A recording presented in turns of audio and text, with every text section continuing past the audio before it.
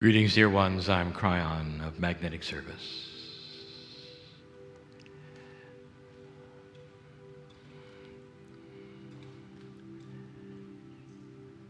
All the channels we've given you in the last week have been profoundly given in love. In love. We wish you to review all 13. Listen to them with international ears. Not Jewish ears. And not from any other parts of the region, just with international ears. And yet, I am in Israel. And the messages that I've given are for the Jews. It makes sense. And there has been a powerful message, and I want to make it clear once again. Once again. The term the chosen ones refer to the Jews. But when you look at what you're chosen for, it gives you pause for a moment. We'll be very clear so that you understand it. Chosen to bring this planet a monotheistic God, a one God. Not like the Greeks, not like the Romans, but like the Jews. That the one God would then be seen by the planet, and eventually the entire planet would be unified with one God. You were chosen to do that, and you did. But you're not done. And the next part is as hard as the first, because it is planetary as well. Dear ones, listen clearly. You are chosen to bring peace here. You hold all the cards. You have the technology and the wisdom and the akash of purpose. You brought the planet together with the spirituality. Now finish the job. That's what we said. With all love. You're the ones chosen to do it. Oh, you would say. When will they say, and it's going to be so difficult? It's not just us, you know, it's them. We gave you the parable of the farmer a little while ago. And if you didn't really understand it, it was the farmer's field, and it was the farmer's seeds, and it was the farmer's akash to plant them. And he died without ever seeing them grow up. And that's because the farmer had the wrong consciousness. His sons, born into a new light, into a climate change of energy, saw them come up, started to understand, started to let them grow. They were the seeds of peace. The parable should be clear that sometimes consciousness gets in the way. You've got a story that shows this profoundly, and you may not even know it. We teach that consciousness is energy, and it is physics. It is so palatable, it has rules. Someday, there will be inventions in multidimensional physics that will break open the barrier of understanding. The chances are very high that these physics experiments and discoveries will come from here. And when they do, you will see that consciousness, what human beings think collectively, can be measured. Changes things, moves things. Belief moves things. I want to take you back for a moment into a story that every child knows. It's a story that is known worldwide about this area. And you may not recognize really, truly what happened. It is the Exodus from Egypt. You all know it.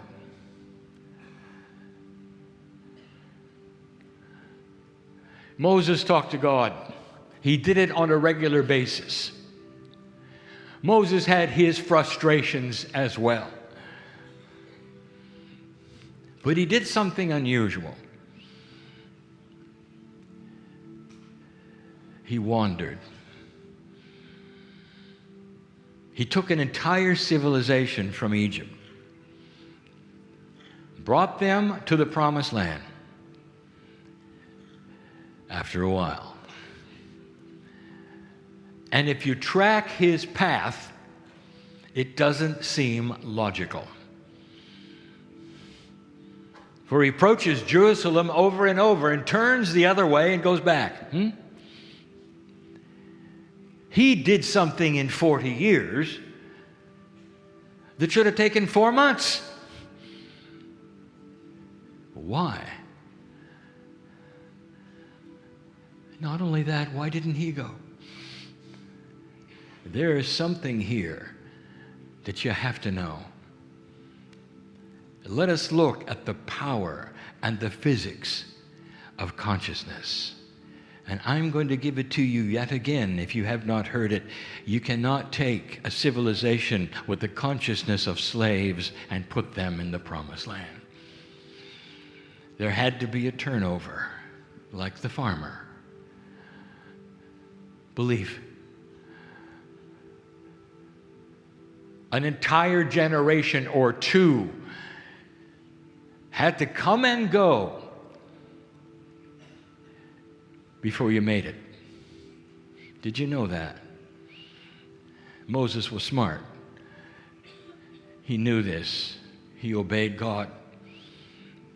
He knew there would be dissension and arguing, even if he made it, among those who used to be slaves and had been slaves for generations. They had to be born here in a new energy. There was not Egypt. That is the reason. Consciousness was important, and he knew it.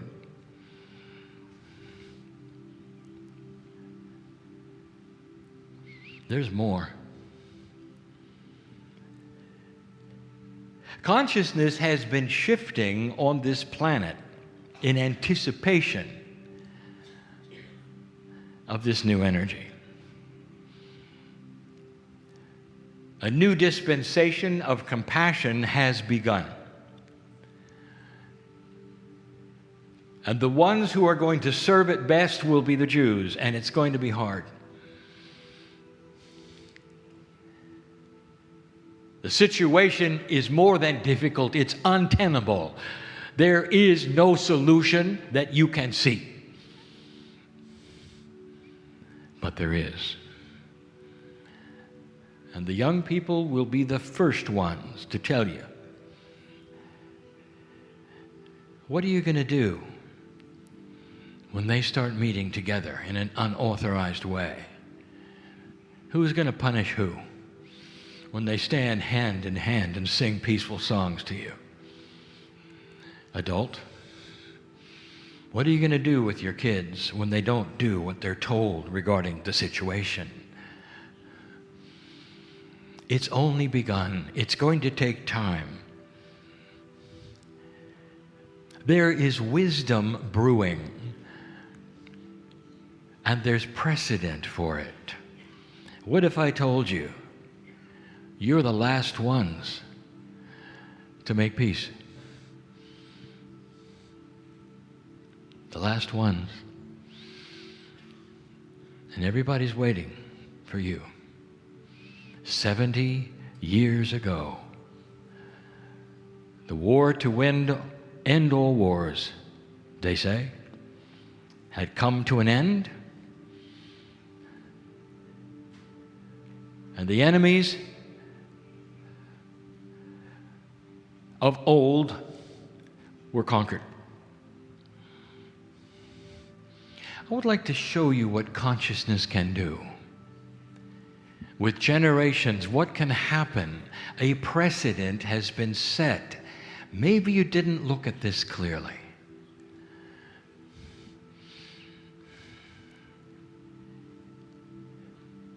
What do Americans think about the Japanese? What happened in this war? Unbelievable. The number of lives that were lost, the atrocities on both sides, and then the bomb. First country ever to use nuclear weapons on another civilization. How do the Japanese feel about the Americans? I want to tell you, they're allies. They are so connected right now through trade that they have a collective economy. As goes one, goes the other. That's how close they are right now after 2 generations. You see, there's a precedent of consciousness. At some point in time, everything that happened in the past was wiped away and was not near as important as the future. And they moved forward. Generations had to pass before they were able to be best friends, and they are. And they are. There are many who will revisit the war and take a look at it. Those were old times with old energy. And today they look at each other hand in hand and say, "Aren't you glad it's over? Aren't you glad it's over?" 70 years.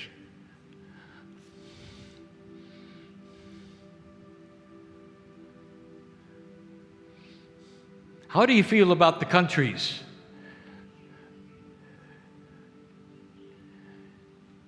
that were part of the genocide? How do you feel? This may be inappropriate. I am asking you a practical, spiritual question. And the answer is, the generations of Jews have put it aside. There are people here right now from those countries, hand in hand.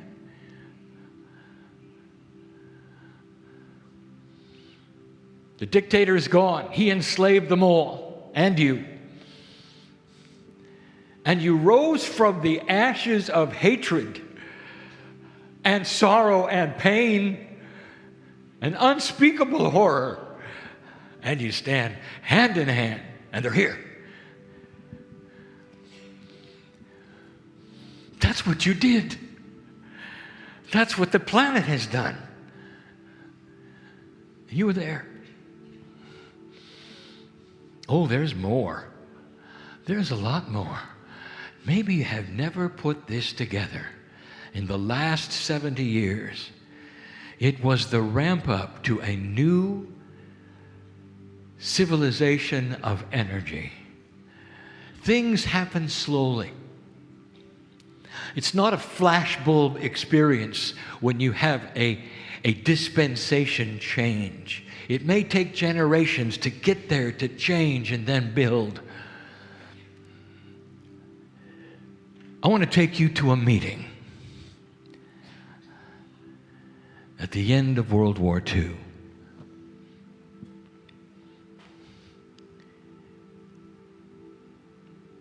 There were those who said, if we don't do this now, Something's going to happen. And this that they were going to do was to try to unify all of the former enemies of Europe. Give them a trade organization. If you can trade with your enemy, they said, you're less likely to go to war. Look who was involved. Look who was involved. All the conquering nations of earth. All of them. The ones with the biggest armies. The ones that have even swept through here. With the biggest navies. That have been at each other for years. Responsible for World War I. And then did it again with the same people in World War II. The committee met and said, if we don't bring this trade now, this can happen again. This was a moment in history where human beings had an idea. Let's put things together instead of separating them and tearing them apart. It was the beginning of what you call today the European Union. It's controversial. There are those who say, well, it'll never last. It may morph, dear ones, into something else as they become wiser. But let me tell you what they did. They disarmed the situation. They started trading together. They started seeing that it was possible. The ones who would tear it apart, the ones who would throw rocks at it, slowly became the minority when they realized it wasn't working anymore. And slowly, very slowly, it started to work. Then the borders came down. You didn't need a passport anymore. You could travel between lands that used to be enemies with tanks. The guardhouses that used to check your papers went away. And they started traveling among themselves. All the former enemies of Europe that had been at war for eons. And then, against all odds, they started to put the economy together and give them the same currency.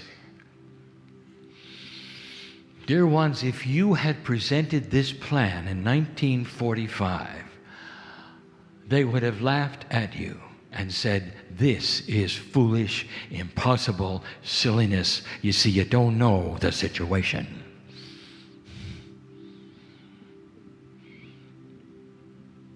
And then the United Nations came up with their charter.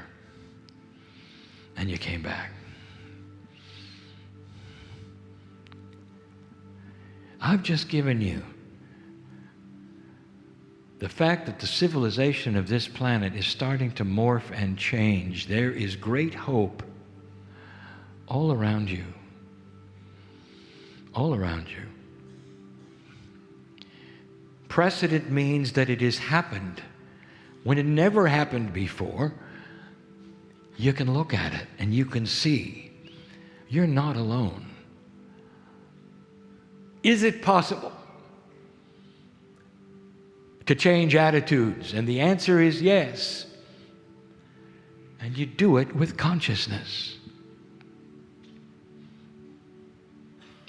Kryon, it's just too simple. You sit there in the chair, and as an American man channeling, you don't know the situation. Is it all right to be frank? Is it all right to be practical and to say these things to you now? Have you tried love? And the answer is, you are so naive. Things are not going to change just because you sing songs and have some love. You are right. What happens is when you start having compassion for those you never had compassion for before, to understand their situation and see what it is that would change them in order to change you. What is most important and who benefits? I am not going to give you a solution sitting in this chair. You are going to discover it. And it's going to be different than you think. One thing leads to another. Unless you're the farmer in the field and you grew up with the situation, and in your heart you know it's hopeless, and in your heart you think nothing can happen, and in your heart you think this is foolishness. If that's you, dear farmer, you won't see it. Consciousness is belief. If you believe these things have a chance, even though you don't know how, you start to plant the seeds of hope. I'm talking to Jews. Again, I say, you're the ones chosen to put it together. A great deal of the world is looking at you now. How are they going to do it? There will be no solution from an outside source. I have said that before. Oh, they'll try, but they don't understand. They weren't born here. You were. You're going to work with others who were born here. And a solution eventually will be thought of and tried. Perhaps even cast away and tried again. That will come from compassion and love instead of retribution and hate.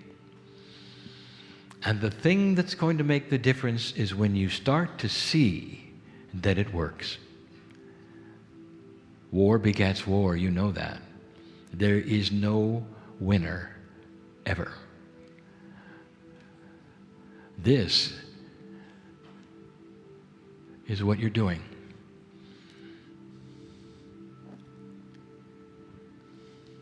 You'll leave this place and you'll wonder what all this means.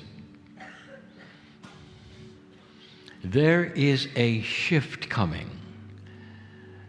There are what we will call wild cards that can be here in the form of ideas and people from both sides of the wall